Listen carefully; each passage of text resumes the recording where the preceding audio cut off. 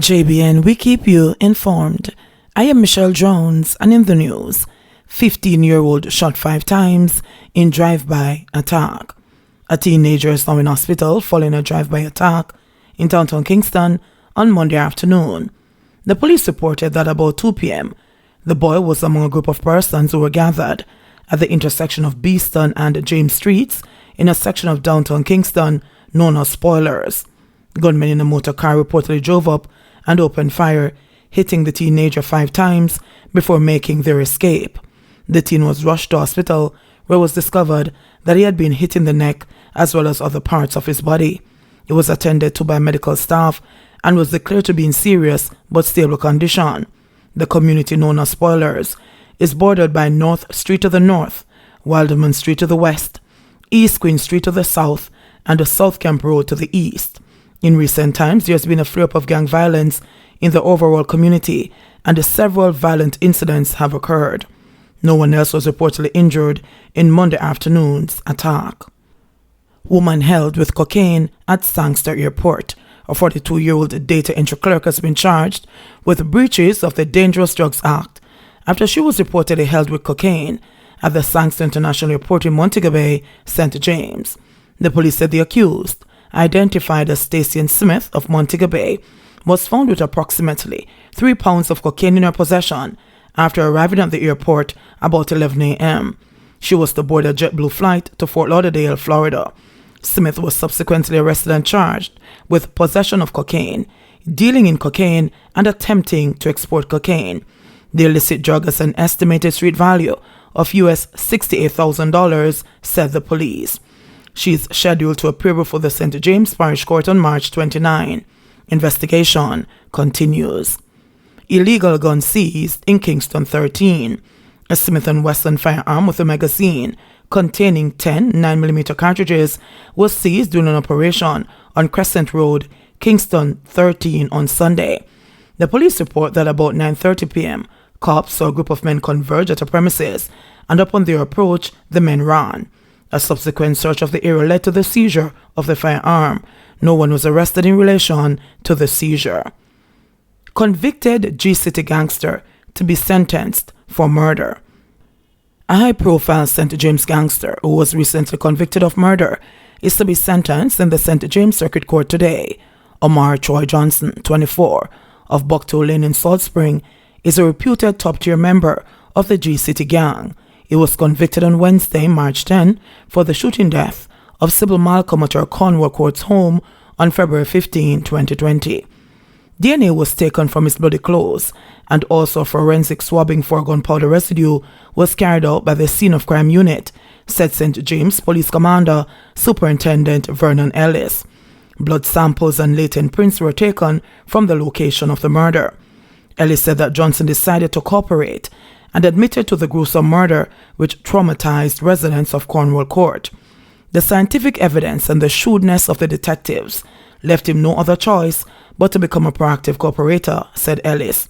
At approximately 2:45 a.m., Malcolm and her grandchildren were at home when the accused, who was armed with a handgun, broke through a rear section of the building. He tried to enter the section of the house where the family was, but it was securely locked. Johnson used a length of steel to smash the glass on a door and began climbing through. It was then that Malcolm challenged him. During the tussle, the gun went off, hitting Johnson in his arm. Johnson overpowered Malcolm and shot her in her head from close range. She was rushed to the Cornwall Regional Hospital, where she succumbed to her injuries. Ellis believes that DNA will increasingly become important in the fight against crime. We believe science is going to play a big role in bringing down some of these gangsters who can be placed at crime scenes by DNA evidence, he said. Jamaicans among Caribbean nationals nabbed in suspected human smuggling venture. 7 Jamaicans were among Caribbean nationals nabbed in a suspected human smuggling venture off the south coast of Florida. According to U.S. Coast Guard officials, the Jamaicans, 2 Bahamians, 2 Asians, and 4 from the Dominican Republic were held last Wednesday in a 29-foot vessel about 5 miles off West Palm Beach. Some passengers were brought ashore for further investigation of potential criminal charges by Homeland Security investigations, and the remaining passengers were repatriated to the Bahamas Friday, the Coast Guard said in a statement. The U.S. Coast Guard said a CBP AMO aircraft notified Coast Guard Station Miami watchstanders of a suspected smuggling vessel at about 12:20 a.m. Wednesday's case spotlights the great work done every day by Air and Marine and our DHS, Department of Homeland Security partners, said John Priddy, Executive Director of the AMO Southeast Region. With our integrated operations, we get the job done and protect our homeland. Since October 1, 2020, the U.S. Coast Guard said crews have interdicted 78 Bahamians, 8 Jamaicans, 182 Haitians, and 194 Dominican Republicans. Between October 1, 2019 to September 30, 2020, crews interdicted 194 Bahamians, 4 Jamaicans, 418 Haitians, and 1,117 Dominican Republicans. PNP mourns killing of former Southwest St. Ann constituency secretary. People's National Party PNP General Secretary Dr. Dayton Campbell has expressed profound sadness at the killing of Philemon Winter, a former PNP constituency secretary for Southwest St. Ann. According to Campbell, Winter was shot and killed early this morning and his home set on fire. Campbell, who said that while he's unable to comment on the specific circumstances which led to the killing of Winter, added that Jamaica is currently contending with 2 epidemics, COVID-19 and a runaway homicide rate.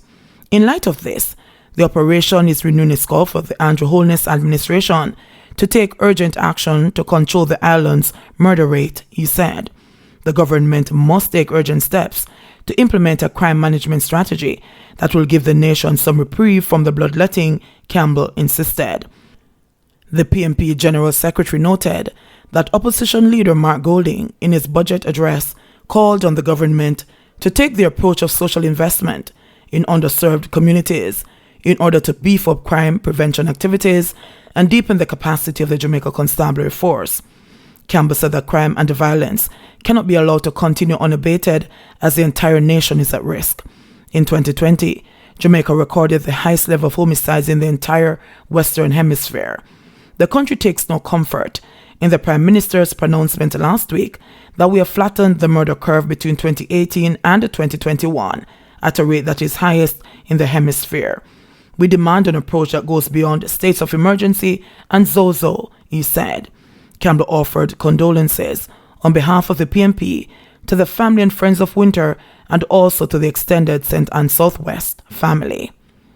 6 more COVID deaths, 335 new cases. An additional 6 persons have died from COVID-19 in Jamaica, according to the latest figures from the Ministry of Health and Wellness. The deceased are an 83-year-old female from Westmoreland, a 64-year-old male from St. Catherine, a 68-year-old male from St. Elizabeth, a 68-year-old male from St. James, and 2 females, aged 77 and 92, from St. Ann. The casualties bring the overall coronavirus death toll in Jamaica to 542. There were, however, 2 other deaths involving COVID-19 patients that are under investigation. In the meantime, the country recorded 335 new COVID-19 cases from 1,527 samples and 181 recoveries over the 24-hour period under review. Jamaica has now recorded 36,231 total COVID-19 infections, with 16,490 persons having recovered from the virus. Of the newly confirmed cases, 197 are females and 138 are males, with ages ranging from 1 to 103 years.